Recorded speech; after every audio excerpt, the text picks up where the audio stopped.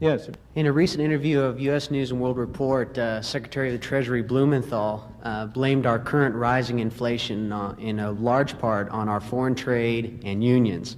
He did, however, say that the government was little to blame. Would you like to comment on that? Yes.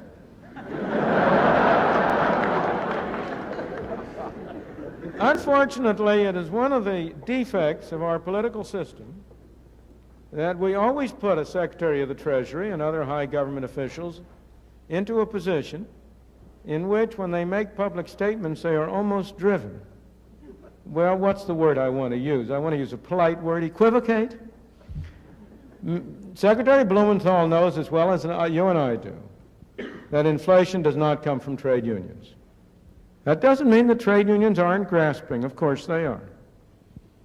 But they don't produce inflation for one simple reason.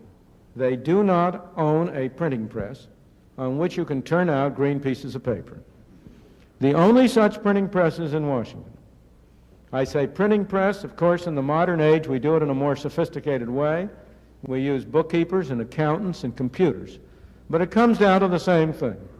Inflation is made in Washington because only Washington can create money.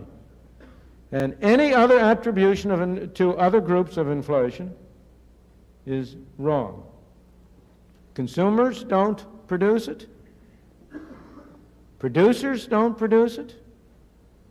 The trade unions don't produce it. Foreign sheiks don't produce it. Oil imports don't produce it. What produces it is too much government spending and too much government creation of money and nothing else. Yes, sir.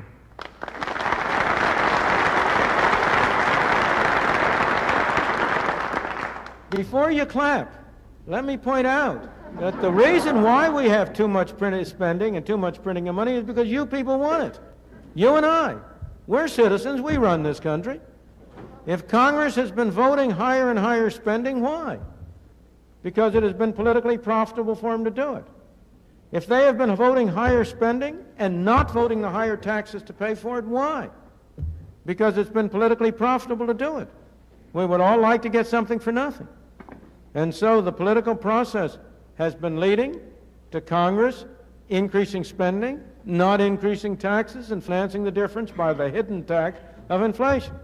I think we are unwise. But let's not blame the others. The problem, you know, in that famous statement of the cartoonist, we have met the enemy and they is us.